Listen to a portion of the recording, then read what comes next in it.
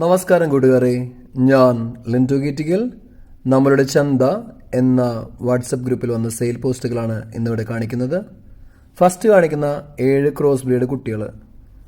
ഇതിന് 7നും കൂടി ഉദ്ദേശിക്കുന്ന വില 27,500 രൂപ. ക്രോസ് ബ്രീഡ് കുട്ടികളാണ് കേട്ടോ.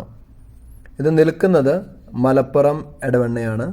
ഇതിനെ വേണ്ടവർ 8086 406322 എന്ന നമ്പറുമായി ബന്ധപ്പെടുക.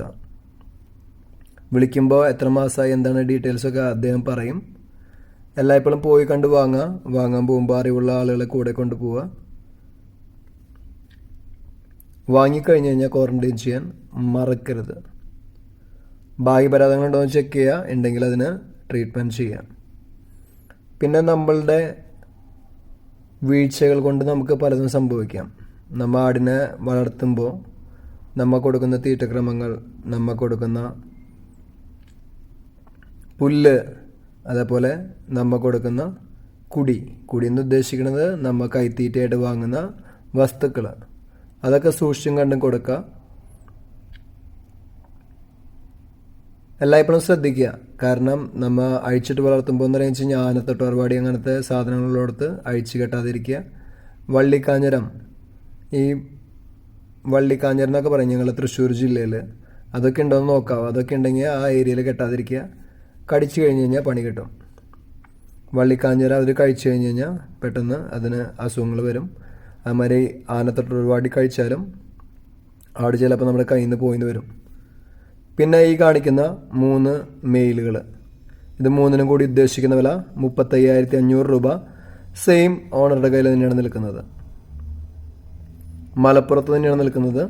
ഇപ്പം നമ്പർ എഴുതിയെടുക്കാതെ ഒന്നുകൂടി എഴുതിയെടുത്തോളൂ. 8086 406322.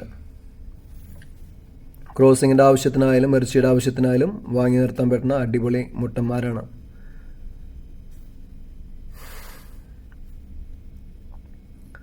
പിന്നെ ഞാൻ എല്ലായ്പ്പോഴും പറയുന്ന പോലെ നമ്മളുടെ ഡോക്ടർമാരായിട്ടൊക്കെ നല്ല കോണ്ടാക്ട്സ് വേണം. ഇപ്പം എന്തെങ്കിലും അസുഖങ്ങൾ ആടിനൊക്കെ വന്നു കഴിഞ്ഞ് കഴിഞ്ഞാൽ അവർ വന്ന് ചികിത്സിക്കണമെങ്കിൽ നന്നായിട്ട് അവർ നല്ല രീതിയിൽ അവരായിട്ട് ഒത്തൊരുമിച്ച് പോവുക.